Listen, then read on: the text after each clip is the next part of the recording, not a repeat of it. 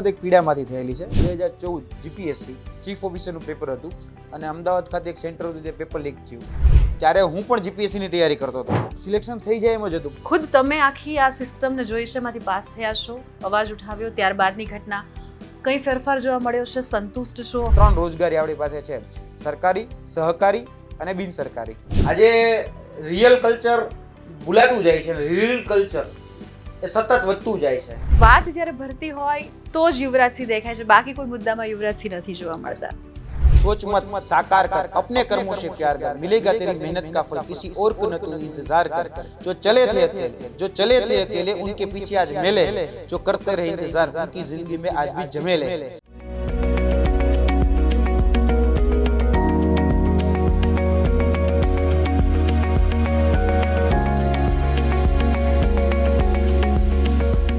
નમસ્કાર, હું છું આપની સાથે બંસી રાજપૂત. આપ જોઈ રહ્યા છો મારી ખાસ રજૂઆત સદા બહાર લમ્હે. ખાસ કરીને આ કાર્યક્રમમાં હું આપની મુલાકાત અલગ અલગ ક્ષેત્રની જે પ્રતિભાઓ છે તેમની સાથે કરાવતી હોઉં છું અને તેમના જીવનની જે સંઘર્ષ ગાથા હોય છે, જે સફર હોય છે, તેના વિશે આપણે વાત કરતા હોઈએ છીએ. આજે હું આપને જેમને મળાવવાની છું તે છે યુવા નેતાઓ. અને જ્યારે વાત વિદ્યાર્થીઓની કે ઉમેદવારોની કે સરકારી જ્યારે ભરતીની વાત હોય ત્યારે આમનું નામ આપણે લેવું જ પડે તેવા યુવરાજસિંહ જાડેજા આજે આપણી સાથે જોડાયા છે. યુવરાજસિંહ, આપનું સ્વાગત છે મારા શોમાં. ખૂબ આભાર બંસી. યુવરાજસિંહ, જે રીતે મેં વાત કરી કે જ્યારે વાત ભરતીની હોય કે કોઈ પણ સરકારી પરીક્ષાઓની હોય એટલે યુવરાજસિંહ, અને એ જ રીતે યુવરાજસિંહ પ્રકાશમાં આવ્યા. એટલે આ મતલબ કઈ રીતે આખી જે શરૂઆત છે એ કઈ રીતે થઈ છે? આ શરૂઆત એક પીડામાંથી થયેલી છે, જે અવારનવાર વિદ્યાર્થીઓની જે વેદના હોય એ નજર સમક્ષ આવતી હતી. કારણ કે ભૂતકાળમાં હું પણ એક વિદ્યાર્થી રહેલો સ્પર્ધાત્મક પરીક્ષાનો, અને સ્પર્ધાત્મક પરીક્ષાના વિદ્યાર્થી હોવાના કારણે ઘણી બધી વખત મારી નજરની સામે પેપર ફૂટવાની ઘટના, કોઈ ગેરરીતિની ઘટના, કોઈ જગ્યાએ છબરડાની ઘટના સામે આવતી હતી, પરંતુ એનું કોઈ નક્કર પરિણામ મેં આવતું નહોતું જોયું. એટલા માટે ખાસ કરીને આ જર્નીમાં પહેલી વખત જો મેં કોઈ બાબતમાં સાંભળ્યું હોય કે પેપર લીક થયું છે, તો મેં એવું સાંભળ્યું હતું 2014 જીપીએસસી ચીફ ઓફિસરનું પેપર હતું અને અમદાવાદ ખાતે એક સેન્ટર હતું, તે પેપર લીક થયું. ત્યારે હું પણ જીપીએસસીની તૈયારી કરતો હતો અને એ સમયમાં જીપીએસસીની તૈયારી સમયમાં જ મેં સાંભળેલું કે ભાઈ ચીફ ઓફિસરની પરીક્ષા હતી, એનું પેપર લીક થયું. પછી 2015માં ટેટનું પેપર હતું, 2016માં ટાટનું પેપર, 2016ની અંદર ગ્રામ પંચાયત તલાટીના 5 જિલ્લાના પેપર લીક થયા હતા. એ સમયે મેં પણ પરીક્ષા આપી હતી અને મેં જે પરીક્ષા આપી હતી ગાંધીનગર જિલ્લામાંથી આપી હતી. મારે ગાંધીનગર છોડવું નહોતું કારણ કે હું ગાંધીનગર તૈયારી કરતો હતો. તો એ ગાંધીનગરમાં પરીક્ષાની તૈયારી કરી, મારો સ્કોર પણ સારો, 93 માર્ક જેટલો મારો સ્કોર થતો હતો, 100માંથી 93 હતા મારે. તો સિલેક્શન થઈ જાય એમ જ હતું, પણ પરંતુ એ પરીક્ષામાં પેપર લીક થવાને કારણે પરીક્ષા રદ થઈ. એટલે આ પીડા મેં ખુદ અનુભવેલી છે કે ક્યારેય કોઈ પણ જગ્યાએ એવું સાંભળવા મળે કે પરીક્ષા રદ કરવી છે અથવા રદ કરવી પડી છે અથવા તો કોઈ જગ્યાએ ગેરરીતિ થઈ છે કે છબડો થઈ છે, ત્યારે દુઃખ બહુ થાય છે. અને આ પીડા જ્યારે મેં જોઈ ત્યાર પછી આ ફિલ્ડમાં કહી શકાય કે આવવાનું થયું. અને એમાંથી જ મેં તમને કીધું કે પીડામાંથી જ એક અવાજ ઊભો થયો બિન સચિવાલય ક્લાર્કમાં. અને બિન સચિવાલય ક્લાર્કમાં સરકારે એક એવો નિયમ કર્યો કે ભાઈ 2019માં હતું કે 20 ઓક્ટોબરના રોજ પરીક્ષા, અને સરકારે 12 ઓક્ટોબરના રોજ જાહેરાત કરી આફ્ટર કોલ લેટર નીકળી ગયા પછી કે ભાઈ આ પરીક્ષા 12 પાસની જગ્યાએ ગ્રેજ્યુએશન ઉપર લેવાશે. અને એ સમયે અમારે સરકારની સામે સિસ્ટમ જે હતી એ સિસ્ટમની સામે, સરકાર તો ન કહી શકે પણ સિસ્ટમ કહી શકાય એને, કારણ કે સિસ્ટમની સામે બોલવાનું હતું. કારણ કે ઘણા બધા લોકો હતા, ભરતી બોર્ડ હતું, સરકારમાંથી જે નેતાઓ હતા, એ બધા જ લોકો એવું કીધું કે આ પરીક્ષા હવે ગ્રેજ્યુએશન ઉપર લેવાશે. ત્યારે અમે લડ્યા અને લડતમાં એ આખા ગુજરાતની અંદર નામ થયું અને ત્યાંથી બધા લોકો એ ઓળખતા થયા. પણ પડદા પાછળની ઘણી બધી રિયાલિટી અલગ હોય છે, કારણ કે 2019 પછી ઓન કેમેરા આવવાનું છે. ઓન કેમેરાના કારણે આખી જે જર્ની છે એ બધા લોકો એ પેપર લીકેજમાં કૌભાંડ થતો હોય કે ભ્રષ્ટાચાર થતો હોય બહાર લાવવાના કારણે એ ઓળખ અથવા તો એ છબી બની. બરાબર. જે રીતે તમે વાત કરી કે પીડામાંથી ઉત્પન્ન થયેલી આખી આ જે વસ્તુ છે અને એક અવાજ બન્યા, અને આજે પણ ઘણા બધા એવા ઉમેદવારો છે જે મતલબ જ્યારે પણ કોઈ સમસ્યા થાય એટલે એમને તમને યાદ કરતા હોય છે, તમારી પાસે આવતા હોય છે. તો તમે આખી આ સિસ્ટમને જોઈ છે, એમાંથી પાસ થયા છો, અવાજ ઉઠાવ્યો, ત્યારબાદની ઘટના, કઈ ફેરફાર જોવા મળ્યો છે, સંતુષ્ટ છો, હજુ પણ એ લૂપહોલ્સ દેખાઈ રહ્યા છે, શું છે પરિસ્થિતિ? હાજી, હું ચોક્કસપણે આ વાત કહેવા માંગીશ, કેમ કે ઘણા સમયથી લડાઈ લડતા હોય એટલે પરિણામ તરફી એ લડાઈ હોવી જોઈએ એવું હંમેશા મારો પણ અભિગમ રહ્યો છે. અત્યાર સુધીની ટોટલ 34 જેટલી લડાઈ હું લડ્યો છું અને 34માંથી મને 32 જેટલી લડાઈમાં સફળતા મળી છે. એટલે સિસ્ટમની અંદર બદલાવ આવ્યો છે. બદલાવ આવ્યો છે ઇન ધ સેન્સ એ પણ કહું કે જ્યારે અમે કોઈ મુદ્દો લઈને આવ્યા તો સરકારે એમને સાંભળ્યા છે. સરકારે અમારી સાથે વાતચીત કરી છે, ટોક કરી છે, ટેબલ ટોક કરી છે, અને ટેબલ ટોકના માધ્યમથી ક્યાંક નિરાકરણ આવ્યું છે, ક્યાંક આંદોલન કરીને પણ નિરાકરણ આવ્યું છે. જે એવા મુદ્દાઓ હોય, સામાન્ય રીતે અમે TRBનો મુદ્દો લઈને આવ્યા હતા, એ રીતે પછી GSRTCના કર્મચારીઓનો મુદ્દો લઈને આવ્યા હતા, અને એવા ઘણા બધા મુદ્દાઓ હતા જે કર્મચારી રિલેટેડ હતા, જેમાં અમે આંદોલન રૂપી બહાર નીકળ્યા. તો ત્યારે પણ અમને સરકારે સાંભળ્યા. 16,000 પગાર હતો GSRTCના કંડક્ટર અને ડ્રાઈવરનો, એ પગાર આંદોલન પછી 26,000 થયો.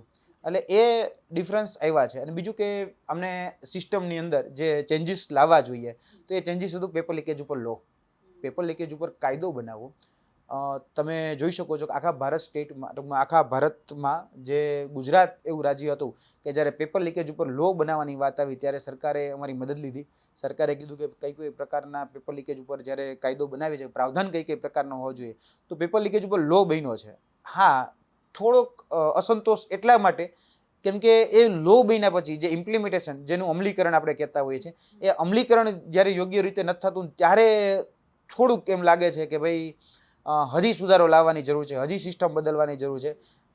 થોડા ઘણા પેપર લીકેજ હવે થતા બંધ થયા છે. અત્યારે તો હું જોઉં છું કે મોટાભાગની પરીક્ષાઓ ઓનલાઈન છે, અથવા તો કોઈ પણ જગ્યાએ ગેરરીતિની ઘટના હવે છેલ્લા 1-2 વર્ષથી નથી આવતી. તો એ રાજીપો પણ છે કે હા, પેપર લીકેજની ઘટનાઓ ધીરે ધીરે ઓછી થઈ છે. અને પેપર લીકેજ ઉપર લો બનાવવાનો સરકારે મદદ લીધી, એમાંય ના નથી. અને સરકારને અમે મદદ કરી પણ છે, કારણ કે અમે એવું માનીએ છીએ કે સિસ્ટમની અંદર સુધાર પણ થવો જોઈએ. તો એ અમે જે અન્ય સ્ટેટના જે પેપર લીકેજના લો હતા એ પણ અમે તપાસ્યા કે કઈ પ્રકારના પ્રાવધાન હોવા જોઈએ, કઈ પ્રકારની સજાની જોગવાઈ હોવી જોઈએ. એ બધી જ જગ્યાએ અમે એનો અભ્યાસ કરી અને ગુજરાતની અંદર જે અલગ અલગ મોડસ ઓપરેન્ડીઓ હતી, કારણ કે બધી જ જગ્યાએ પેપર લીકેજની અલગ અલગ મોડસ ઓપરેન્ડી હોય. તો ગુજરાતમાં ક્યાંક પ્રિન્ટિંગ પ્રેસમાંથી પેપર લીક થવા, કોઈ જગ્યાએ ઓનલાઈન સિસ્ટમેટિક સ્કેમ થવા, અથવા બીજી ત્રીજા જે સ્કેમ હતા, એ બધી જ સ્કેમની વાત કરી જ્યારે GEDના હેડ હતા તેની સાથે ચર્ચાઓ કરીને ભાઈ આટલી પેપર લીકેજની ઘટનાઓ છે. તો એમાં અમને ઘણો બધો સંતોષ પણ છે, અને અસંતોષ છે કે આનું અમલીકરણ જો ચોક્કસપણે થાય તો હજી પણ બદલાવ ઘણો બધો આવી શકે એમ છે. અચ્છા, એટલે એના ઉપર હજી વાત થઈ રહી છે કે એના સ્કોપ છે ખરા કે એ સંતોષ પણ દૂર થઈ જાય, એવું લાગી રહ્યું છે? લાગી તો એવું રહ્યું છે, કારણ કે સરકાર સાથે અમે જ્યારે ચર્ચાઓ કરતા હોઈએ છીએ, સરકાર અમને એના જે અધિકારીઓ છે ખાસ કરીને એ અધિકારીઓ પાસે જ્યારે અમે જતા હોઈએ છીએ ત્યારે અમને એવું લાગી રહ્યું છે કે ના, હવે ધીરે ધીરે એ પણ લોકો બદલાવ ઈચ્છે છે. તો બદલાવ ઈચ્છે છે તો અમે એવો પ્રયત્ન પણ કરીએ છીએ કે જે સિસ્ટમની અંદર નાના મોટા લૂપહોલ્સ છે એ લૂપહોલ્સ ધીરે ધીરે દૂર થાય. જે રૂઢિગત પ્રણાલી જે ચાલતી આવતી હતી એ રૂઢિગત પ્રણાલીમાંથી બહાર આવીએ અને કશું જ કંઈક નવું કરીએ. તો એના માટે જે અત્યારે નવા અધિકારીઓ આવ્યા છે એની વાત કરું છું, રૂઢિગત અધિકારીઓ નહીં, જે નવા અધિકારીઓ છે એ ખરેખર એવો પ્રયત્ન કરે છે, નવા કર્મચારીઓ છે વર્ગ 3ના કે 4ના, એ પણ એવો પ્રયત્ન કરે છે કે ના, પાયાથી આમાં સુધારો આવે. કારણ કે આમ ટોટલી જોવા જઈએ કે જ્યારે આપણે જે તે સમયે પરીક્ષાઓ આપતા હતા અને ત્યારની આખી સિસ્ટમ, અત્યારે બધું ઓનલાઈન થઈ ગયું છે, ડેફિનેટલી લોકો વધી રહ્યા છે, ઉમેદવારો વધી રહ્યા છે, એટલે એને મેનેજમેન્ટ કરવું, સમય હજુ લાગશે કે હજુ કેટલો સમય લાગી શકે એવું કહી શકો તમે? એવું તો ન કહી શકીએ, કારણ કે એમાં એવું છે કે લોકો બદલાતા રહે છે, અધિકારીઓ બદલાતા રહે છે, નેતાઓ બદલાતા રહે છે, એટલે ઈચ્છા શક્તિ બહુ મહત્વની વસ્તુ હોય છે. બિલકુલ. ક્યારેક એવા અધિકારીઓમાં એવી ઈચ્છા શક્તિ નથી હોતી, અને ઘણા એવા નેતા હોય છે જેમાં પણ એવી ઈચ્છા શક્તિ નથી હોતી, કે જે પદ ઉપર બેઠા હોય ને કદાચ એવું ક્યારેક ઈચ્છે કે ના, આમાં કંઈક આપણે સિસ્ટમની અંદર બદલાવ લાવીએ કે ચેન્જ લાવીએ, તો એ નથી ઈચ્છતા હોતા કે ભાઈ જે ચાલે છે એમ ચાલવા દો, ખોટું આમાં કંઈક ઊંધું પડશે તો આપણું નામ ખરાબ થશે, આપણી છબી ખરાબ થશે. એ છબી ખરાબ થવાના ભયથી ઘણી વખત સિસ્ટમની અંદર બદલાવ નથી આવતા હોતા. અમે હજી એવું ઈચ્છીએ છીએ કે ઘણી બધી જગ્યાએ સ્કોપ છે. ખાસ કરીને હું તમને વાત કરું તો એનર્જી ડિપાર્ટમેન્ટ, ઉર્જા વિભાગની જે ભરતીઓ થાય છે એમાં ખાસ કરીને હજી પણ ઘણા બધા લૂપહોલ્સ છે, જેની અંદર જુનિયર એન્જિનિયર, જુનિયર આસિસ્ટન્ટ, વર્ગ 3ની જે ભરતીઓ થાય છે, તો એની અંદર હજી ઘણી બધી જગ્યાએ ત્રુટીઓ છે, ઘણી બધી જગ્યાએ ખામીઓ છે. તો આ સિસ્ટમને સુધારવી હોય, આપણે બધી જગ્યાએ એવું કહેતા હોઈએ છીએ કે ભ્રષ્ટાચાર વધી ગયો છે, અથવા તો દુર્ઘટનાઓ બહુ વધી ગઈ છે, લાઈક ડેટ પછી આપણે એને કુદરતી દુર્ઘટના કહેતા હોઈએ છીએ, પણ ખરેખર માનવ સર્જિત દુર્ઘટના હોય છે. કોઈ પણ જગ્યાએ બ્રિજ પડવો અથવા તો કોઈ પણ જગ્યાએ બીજી કોઈ હોનારત થવી, તેમાં માનવીય અભિગમ પણ એટલો જવાબદાર રહેતો હોય છે. મેં હમણાં જ ગંભીરા બ્રિજ દુર્ઘટના થઈ તો ત્યારે પણ કીધું હતું કે ભાઈ આજથી 10 વર્ષ પહેલા એક રિપોર્ટ સબમિટ કરવામાં આવ્યો હતો અધિકારીઓના મારફતે, એન્જિનિયરના મારફતે, કે એમાં ઓલરેડી આજથી 10 વર્ષ પહેલા કહી દેવામાં હતું કે 80% આ જે પુલની જે મર્યાદા છે એ પૂરી થઈ ગયેલી છે, છતાં પણ એની ઉપર કામ નથી થયું. પછી એની ઉપર કામ નથી થતા એના ઘણા બધા કારણો છે. અધિકારીઓની ઈચ્છા શક્તિનો અભાવ એ પણ એમાં બહુ મોટો ભાગે જોવા મળતું હતું, અને માનવ સર્જિત દુર્ઘટના પછી એ આખી બની જતી હોય છે. એટલે ઘણા બધા ચેન્જીસ હજી હું એવું ઈચ્છું છું કે થવા જોઈએ, અને ઘણી બધી જગ્યાએ એવા સ્કોપ છે કે જેની અંદર અત્યારે તમે જોવો છો કે ડિજિટલ મીટરની વાત થઈ રહી છે. Right. આપણે વાત કરીએ છીએ કે હવે મીટરમાં બદલાવ આવી રહ્યા છે. શા માટે બદલાવ આવ્યા? કારણ કે આપણા પાસે જે ખરેખર સિસ્ટમ અપગ્રેડ ને સ્માર્ટ મીટરની જે આપણે વાત કરીએ તો સ્માર્ટ આપણે હજી સુધી જે કનેક્શનો છે સ્માર્ટ કરી નથી શક્યા. પણ આપણે એ સ્માર્ટ મીટરો મૂકવા લાગ્યા છીએ. હજી સ્માર્ટ બોર્ડ આપણે શાળાઓમાં નથી લાવી શક્યા, પણ સ્માર્ટ મીટરની આપણે વાત કરવા લાગ્યા છે. ઘણી બધી જગ્યાએથી સ્માર્ટનેસની જરૂરિયાત છે, પણ હજી એ થઈ નથી શક્યું. એટલે એવું લાગે છે કે હજી ઘણું બધું કરવાનું બાકી છે.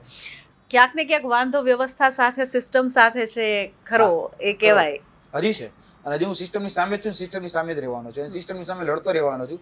જ્યાં સુધી મને એવું નથી લાગતું કે ના સિસ્ટમની અંદર હજી સુધી ખરેખર સામાન્ય નાગરિકોના પ્રશ્નોને વાચા નથી મળતી, ત્યાં સુધી તો સિસ્ટમની સામે જ છું અને સિસ્ટમની સામે દમખમથી હજી બોલું છું. હજી આગળના દિવસોમાં બોલવાનું. પણ તમે તમારું પોલિટિકલ સ્ટેન્ડ હજુ સુધી ક્લિયર નથી કર્યું, તો અમે શું સમજીએ આમાં? વિદ્યાર્થી નેતા, એ જે સ્ટુડન્ટ લીડર, હજી આજના દિવસે પણ યુવાનોના જે પ્રશ્નો જે છે એ યુવાનોના પ્રશ્નને વાચા આપવાનો પ્રયત્ન કરું છું. આજના દિવસે પણ હું એવું ઈચ્છું છું કે ના, ઘણી વખત મુદ્દો XYZ હોય છે, મુદ્દો XYZ હોય અને એ પોલિટિકલ થઈ જાય છે, તો પોલિટિકલ મુદ્દાને કારણે ક્યાંક ને ક્યાંક સરકાર એવું સમજે છે કે ભાઈ આ રાજકીય છે અને રાજકીય હોવાના કારણે કદાચ એ મુદ્દાને અથવા તો એ વ્યક્તિને પ્રાધાન્યતા નથી આપતી હોતી.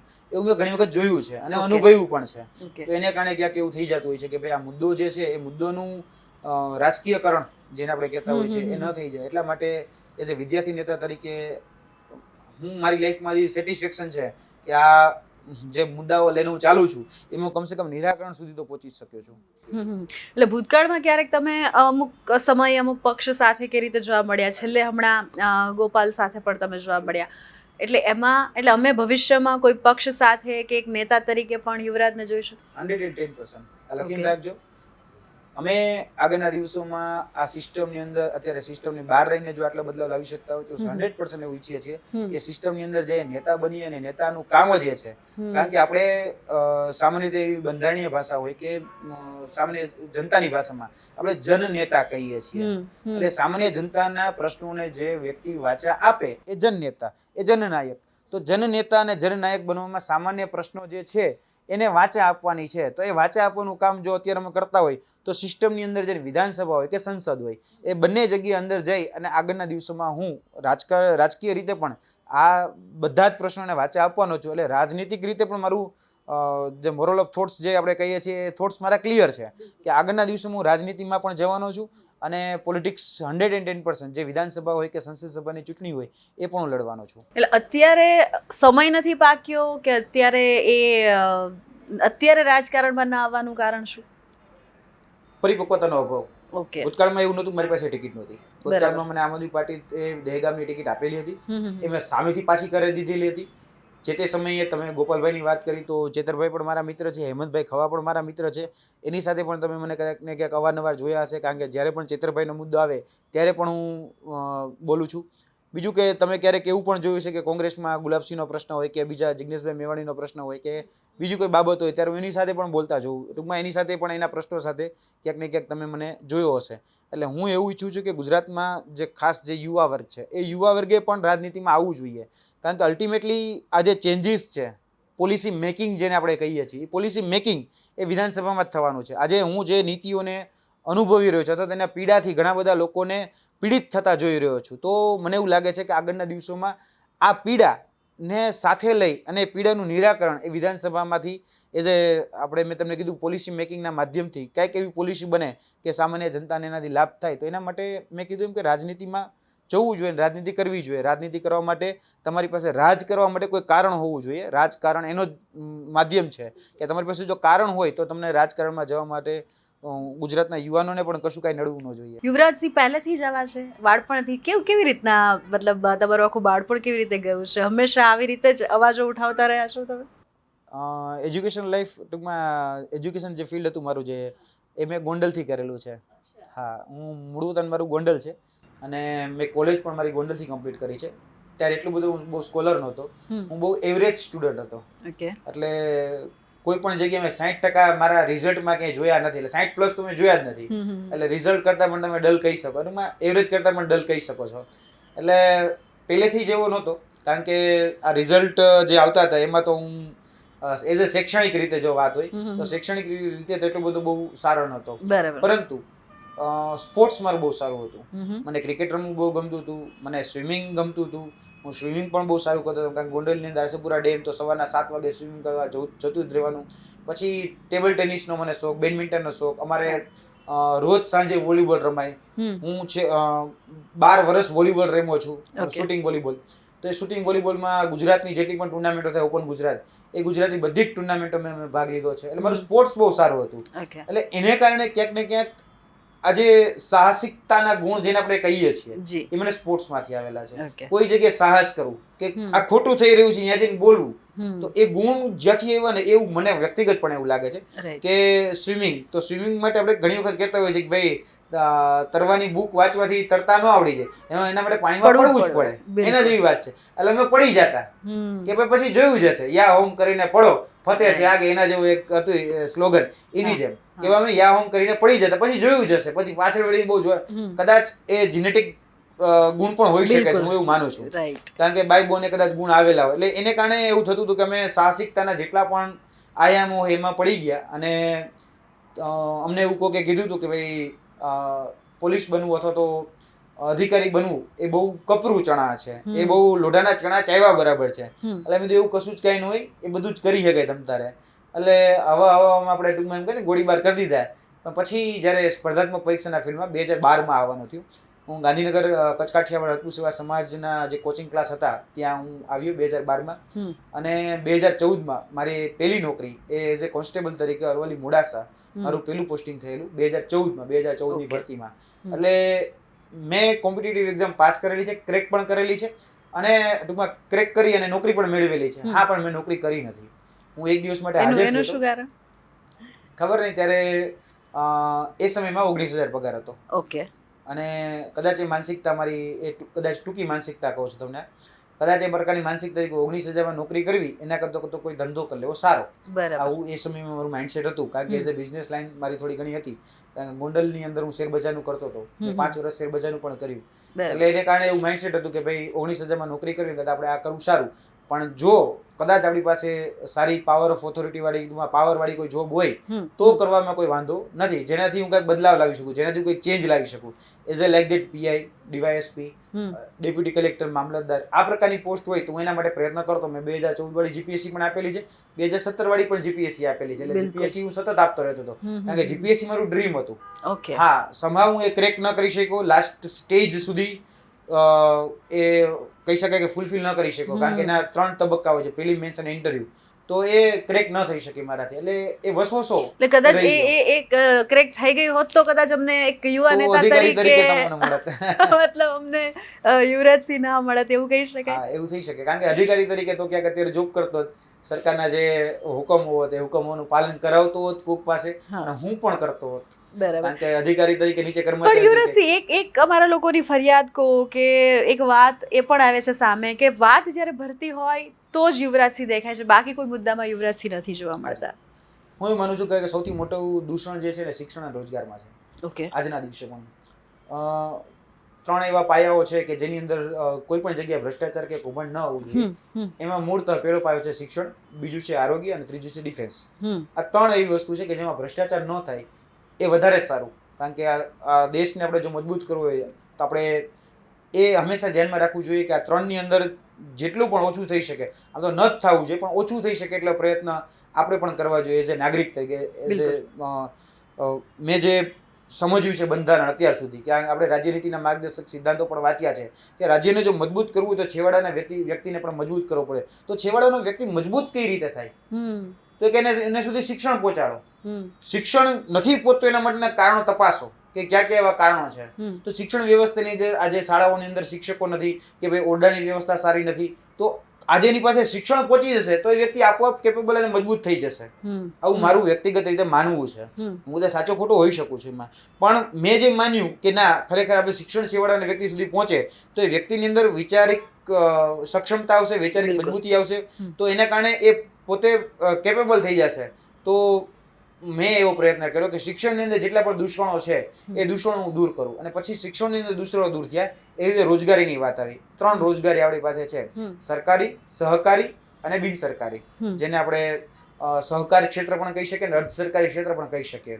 તો આ જે ક્ષેત્રો છે એમાં શું થતું હોય છે તો કે ભાઈ એની અંદર ક્યાંક ઓળખાણવાદ, ક્યાંક પરિવારવાદ, ક્યાંક લાગવકશાહી, આર્થિક વર્ગ, રાજકીય વર્ગ, આ બધું ક્યાંક મેટર કરતું હતું બિલકુલ અત્યાર કરી સુધી. દઈશ. તો અમે એવો પ્રયત્ન કર્યો કે ભાઈ કઈ રીતે વર્ગ ઓછી થઈ શકે.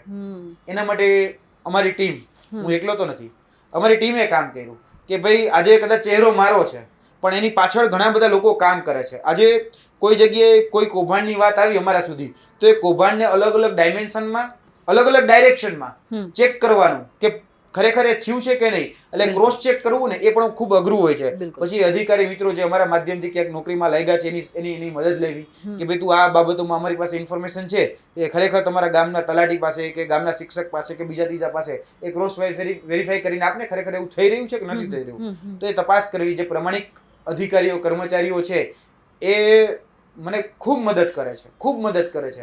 એ પ્રમાણિક છે, ઈમાનદારીથી કામ કરવા માંગે. જેને પણ એવું લાગે છે કે આ સિસ્ટમની અંદર આ દૂર થવું જોઈએ, આજે એવા વ્યક્તિઓ ખરેખર સામેથી સંપર્ક કરે છે. આજે વકીલોની પણ એવી બધી ટીમ છે કે વકીલો પણ ઘણી વખત મને કહેતા હોય કે યુવરાજસિંહ ક્યાંય પણ કોઈ પણ કોર્ટ કેસમાં કે ક્યાંય જરૂર પડે તો મને કહેજો.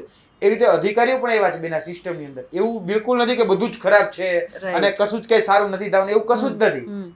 તમે ઈચ્છો ને કંઈક સારું કરવું છે તો આ ઘણી વખત ઓલા પિક્ચરનો ડાયલોગ છે શાહરુખ ખાનનો કે કાયનાત મદદ કરવા આવી જાય, આ એના જેવી વાત છે.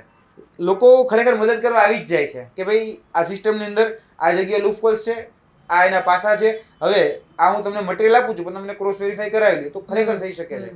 અને મારી જે ટીમ છે એ ટીમ આની ઉપર સતત કામ કરતી હોય છે અને એના કારણે આ આટલું બધું હજી ઉજાગર થઈ શક્યું છે. એના કારણે આ સિસ્ટમની અંદર શુદ્ધિકરણ પણ થયું છે. એટલે અલ્ટિમેટલી એક નેતા તરીકે જે આપણે ઇવન સામાન્ય રીતે પણ જોતા હોઈએ છીએ કે તમારી ઈચ્છા શક્તિ કે અને તમે જે એક કહેવાય કે ભાઈ આપણા જે યુવાનો છે એ જે ખરેખર બહુ બધા બદલાવો લાવી શકે છે એ આ ફિલ્ડમાં આવવા નથી માંગતા. પછી એ મીડિયા હોય કે જે ખરેખર ત્યાં પણ અવાજ ઉઠાવવાની વાત છે નેતા તરીકે, અથવા તો જો આવી જાય છે અથવા તો એમને નેમ ફેમ મળી જાય છે કે એ તો પછી એ ખરેખર જે મુદ્દા કે જે અવાજ વાત એ ભૂલાઈ જાય છે.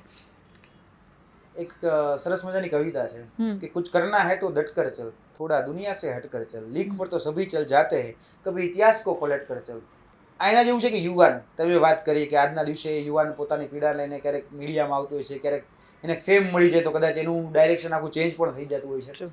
પણ જે મુદ્દાને લઈને આવતો હોય ખરેખર એ મુદ્દાને કેટલી પ્રાધાન્યતા આપે છે એ વ્યક્તિ, એ બહુ મહત્વનું રહેતું હોય છે. આજે મારે ન કહેવું જોઈએ છતાં પણ કીધું કારણ કે આજનો જે યુવાન છે ને એ ક્યાંક ને ક્યાંક માયકાંગલો બની ગયો છે. આજનો યુવાન જે પોતાના હક અધિકાર કે ન્યાય માટે લડવા માટે, ઝઝૂમવા માટે એ જીજીવિષા નથી રાખતો કે ના આ ખોટું થઈ રહ્યું છે મારે બોલવું જોઈએ, કે આ ખોટું થઈ રહ્યું છે તો કમસે કમ મારે અવાજ ઉઠાવવો જોઈએ. એના પોતાના હકનું હોય અને પોતાના હકનો કોળિયો મોઢા સુધી આવી ગયો હોય અને કોઈ છીનવી જતો હોય તો પણ ઘણા બધા એવા વ્યક્તિઓ છે જે બોલતા પણ નથી. આવું મેં મારી નજરની સામે ઘણી બધી જગ્યાએ જોયું છે કે જ્યારે આજે એવા પીડિતો છે કે ખરેખર એનો વારો જ આવવાનો હોય પણ એનો વારો કોઈ એવો વ્યક્તિ જે છે છીનવી જતો હોય છે જે ખોટી રીતે, તો આજે એના માટે બોલવું જોઈએ તે બોલતા નથી. એટલે આ ગુજરાતના યુવાન શા માટે આટલો માયકાંગલો બની ગયો એવું નથી જાણતો. કારણ કે ગુજરાતના ભૂમિમાં જોવા જઈએ તો ગાંધી, સરદાર, ઇન્દુલાલ ચાચા એટલા બધા વીરોની ભૂમિ છે કે જેની કોઈ સીમા નથી. તમામ જગ્યાએ જે દેશભક્તિની વાત થાય અથવા તો દેશને આઝાદ કરવાની વાત આવે ત્યારે પણ આપણા ક્રાંતિવીરોનું જ નામ લેવામાં આવે છે. બિલકુલ. પણ છતાં પણ આજનો ગુજરાતનો યુવાન પોતાના હક અધિકાર કે ન્યાય માટે એ શા માટે આ રીતે સિસ્ટમની અંદર સેટ થઈ જાય છે અથવા તો એવું માની લે છે કે ભાઈ આવું જ હોય, આપણે નહીં કરીએ તો શું ફરક પડી જવાનો છે. તમે આટલા બધા લોકોને જ્યારે મળો છો, યુવાનો એના પ્રશ્નોને લઈને આવે છે, તમે આટલા બધા પ્રશ્નોને વાચા આપો છો, તમને કોઈ ઠોસ કારણ મળ્યું છે? કારણ કે અત્યારે આપણે મોબાઈલ હોય કે પછી ટેકનોલોજી છે એ પણ બહુ મોટો ફાળો ભજવી રહ્યું છે કે જ્યાં યુવાધન છે ક્યાંક ને ક્યાંક ડાયવર્ટ થઈ રહ્યું છે. સૌથી વધારે યુવાનોની અંદર માયકાંગલિકતા જે આવી, માયકાંગલિકતા એને એમાં મુખ્ય કારણ છે ને એ સોશિયલ મીડિયા છે. આજે રિયલ કલ્ચર ભૂલાતું જાય છે, રીલ કલ્ચર એ સતત વધતું જાય છે. આજે રીલના યુગમાં જે છે ને માણસની કહી શકાય કે કેપેસિટી બેસવાની ધરણા ઉપર હોય કે આંદોલન ઉપર હોય એ બહુ ઘટી ગઈ છે અથવા તો બેસી જ નથી શકતો. બપોર આવે છે, એકાદ કલાક દેખાવ કરે છે પછી જતો રહે છે. આજે આંદોલનમાં પણ કેવું છે કે ખાલી પોતાની હાજરી પુરાવા માટે લોકો આવતો હોય ને એ પ્રકારનું થઈ ગયું છે. એટલે આ જે સોશિયલ મીડિયાનું જે દૂષણ છે ને એ મને સૌથી વધારે મોટું દૂષણ લાગે છે. જે દૂષણની બીજી વાત છે અથવા તો બીજો જે દ્રષ્ટિકોણ છે એમાં ડ્રગ્સ છે કે અથવા તો બીજા ત્રીજા નશાની જે વાત હોય એ દૂષણ હજી ખાલી શહેરી કલ્ચરમાં થોડું ઘણું આવ્યું છે. અને સેરિકલ્ચરમાંથી પણ એવા પ્રયત્નો અત્યારે ક્યાંક ને ક્યાંક સરકાર કરતી હોય કે ભાઈ દૂર થાય, રાઈટ. પણ થઈ નથી શકતું. એ પણ હકીકત છે, કારણ કે ધીરે ધીરે હવે ગામડાઓ સુધી એ વસ્તુ પહોંચતી જાય છે. એ પછી આ તમામ પ્રકારના દૂષણની વાત હોય, પણ મને એવું લાગે છે કે સૌથી વધારે મોટું દૂષણ આજના દિવસે જે તાકાતવર સાધન હોવું જોઈએ એ મોબાઈલ હોવું જોઈએ, સોશિયલ મીડિયા હોવું જોઈએ. બિલકુલ. પણ સૌથી વધારે અબજસ હું એને જ આપું છું, કારણ કે એમાં છે ને આજે લોચો એ છે કે એ સાધનનો ક્યાંક ગેરઉપયોગ એ વધી રહ્યો છે, અને એને કારણે તકલીફ એ છે કે ભાઈ સોશિયલ મીડિયાનો ગેરઉપયોગ થતો રહ્યો છે. સોશિયલ મીડિયાની અંદર લોકો વધારે રીલ જોવામાં કરતા તો બીજો ત્રીજો બહુ ફાલતુ જે કહેવાય ને કે culture, ટાઈમ yes. વેસ્ટ કરે છે, જે Very ખરેખર જ્યાં એક દિશામાં યુવાની કે એની તાકાત waste છે થઈ રહ્યો છે. ચેનલાઇઝ થવી જોઈએ એ બિલકુલ. સમવોટ નથી થઈ હા, રહ્યું. એ સ્પષ્ટપણે. એવું હું 100% એવું જ આપણે માનું છું, અને એવું જ હું કહેવા માંગુ છું આ દર્શક મિત્રોને પણ કે આપણે ક્યાંક ને ક્યાંક સોશિયલ મીડિયાના માધ્યમથી ટાઈમ વેસ્ટ કરી રહ્યા છે. ખરેખર આપણે ડાયરી બનાવવામાં, પોતાના વિચારો લખવામાં, પોતાના વિચારો ખીલવવામાં આ બધા જ પ્રયત્નો કરવા જોઈએ, પણ આ પ્રકારના પ્રયત્નો થતા નથી. આમાંથી કદાચ દર્શક મિત્રોને પણ પૂછજો કે કેટલા લોકો ઓડિટોરિયલ વાંચે છે. આજે જે તંત્રી લેખ આપણે જેને કહીએ છીએ, ભલે ગુજરાતી પત્ર કહી શકાય, ન્યૂઝપેપર ના હોય, Right. ગુજરાતી ન્યૂઝપેપરના પણ કેટલા વાંચે છે, કારણ કે આજે આપણી પાસે તમામ પ્રકારના ન્યૂઝપેપર આવતા હોય છે. તેમાંથી આપણે આપણા વિચારોને ખીલવવા માટે પણ ન્યૂઝપેપરના તંત્રી લેખો નથી વાંચતા, કારણ કે ત્યાંથી તો વિચારો ખીલાય. ત્યાંથી આપણે Right. અલગ અલગ જે મેગેઝિનો છે, અભિયાનથી લઈને બીજા ચિત્રલેખાથી ઘણા બધા, તો એ પણ વાંચવા જોઈએ, જેથી કરીને વિચારો ખીલે. એટલીસ્ટ તમારી આસપાસ શું થઈ રહ્યું છે એનાથી અવેર રહો, તમે જાણકારી મેળવો, પછી કદાચ તમે કંઈક બે વસ્તુ બોલી પણ શકશો, કોઈને કહી પણ શકશો, એવું પણ આપણે કહી શકીએ. તો યુવરાજસિંહ, જે રીતે તમે વાત કરી કે આજનું જે યુવા ધન છે, તમે આટલા બધા લોકોને મળવાનું તમારે થતું હોય છે, ક્યાંક ને ક્યાંક વેડફાઈ રહ્યું છે, એ લોકોને એ યુવા ધનને કોઈ સંદેશો, કોઈ વાત તમે જો કહેવા માંગતા હોય તો? આજે વચ્ચે મેં જે કાવ્ય પંક્તિ કહી એની જ એક કાવ્ય પંક્તિની અધૂરી કાવ્ય પંક્તિ હતી કે अर्जुन सा निशाना रख मन में, ना कोई निकम्मा बहाना रख, जो लक्ष्य सामने है बस उसी पे अपना ठिकाना रख, सोच मत साकार कर, अपने कर्मों से प्यार कर, मिलेगा तेरी मेहनत का फल, किसी और को न तू इंतजार कर, जो चले थे अकेले उनके पीछे आज मेले है, जो करते रहे इंतजार उनकी जिंदगी में आज भी झमेले है. એટલે આજના યુવાનોને એટલો જ સંદેશ કે ભાઈ તમે બીજા શું કરે છે અથવા તો બીજા શું કરશે એના માટે રાહ ન જો. આજે તમને એવું લાગે છે કે આ સિસ્ટમની અંદર આ બદલાવની જરૂર છે, તો તમે આગળ આવીને એમાં બદલાવ કરવા માટે તૈયાર થઈ જાઓ. કારણ કે આજે મેં તમને વાત કરી એમ કે ભાઈ કે બીજા શું કરશે અથવા તો આપણી શું વાતો થશે અથવા તો મારે શું અથવા તો મને શું, આપણે જે વાત કરીએ છીએ એ વાત પડતી મૂકો. આજે તમને એવું લાગે છે કે સિસ્ટમની અંદર કઈ લૂફોલ છે, સિસ્ટમની અંદર કઈ ત્રુટિ છે, સિસ્ટમની અંદર કઈ ખામી છે, તો એને સુધારવા માટે આપણે જ પ્રયત્નો કરવો છે. આપણે કે નાગરિક છીએ, આપણે ફક્ત વોટર નથી, આપણે નાગરિક છીએ, તો આપણી જવાબદારી છે, અને એ જવાબદારી અને ફરજના ભાગરૂપે આ જે વૈચારિક જે માયકાંગલિકતા છે એ મૂકવી પડશે. આજના યુવાને પણ મૂકવી પડશે, અને આજના યુવાને એના માટે આગળ આવી અને આ પરિવર્તન માટે, આ બદલાવ માટે સતત જજુમવું પડશે. આજે એ જીજીવિષા જગાડવી પડશે. એક્ઝેક્ટલી. ખૂબ સરસ તમે વાત કરી છે આખા કાર્યક્રમના અંતમાં કે ભાઈ જો તમે તમારા જ્યારે હકોની વાત કરો છો, હક વિશે વાત કરો છો, તો એના માટે એક નાગરિક તરીકે, એક યુવા તરીકે તમારો એક ફરજ પણ બને છે. એ ફરજ પણ તમારે જરૂરથી નિભાવવી પડશે. થેન્ક યુ સો મચ મારા આ કાર્યક્રમમાં હાજરી આપવા બદલ અને અમારી સાથે જોડાવા બદલ. તો આ હતા યુવા નેતા યુવરાજસિંહ જાડેજા, કે જેમણે બહુ સરસ આખી એમની જે સફર કઈ રીતે રહી છે અને સાથે સાથે ખૂબ સારો એવો સંદેશ પણ યુવાનોને આપ્યો છે. આ જ પ્રકારની પ્રતિભાઓ સાથે હું તમારી મુલાકાત કરાવતી રહીશ. ત્યાં સુધી મને આપશો રજા. જોતા રહો TV13 ગુજરાતી. નમસ્કાર.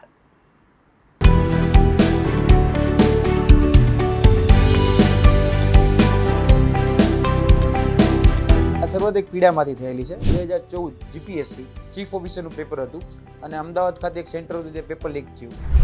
ત્યારે હું પણ જીપીએસસીની તૈયારી કરતો હતો. સિલેક્શન થઈ જાય એમ જ હતું. ખુદ તમે આખી આ સિસ્ટમને જોઈ છે, એમાંથી પાસ થયા છો, અવાજ ઉઠાવ્યો, ત્યારબાદની ઘટના, કઈ ફેરફાર જોવા મળ્યો છે, સંતુષ્ટ છો? 3 રોજગારી આપણી પાસે છે: સરકારી, સહકારી અને બિન સરકારી. આજે રિયલ કલ્ચર ભૂલાતું જાય છે, રિયલ કલ્ચર એ સતત વધતું જાય છે. વાત જ્યારે ભરતી હોય તો જ યુવરાજસિંહ દેખાય છે, બાકી કોઈ મુદ્દામાં યુવરાજસિંહ નથી જોવા મળતા. सोच मत साकार कर, अपने कर्मों से प्यार कर, मिलेगा तेरी मेहनत का फल, किसी और को न तू इंतजार कर, जो चले थे अकेले उनके पीछे आज मेले, जो करते रहे इंतजार उनकी जिंदगी में आज भी झमेले.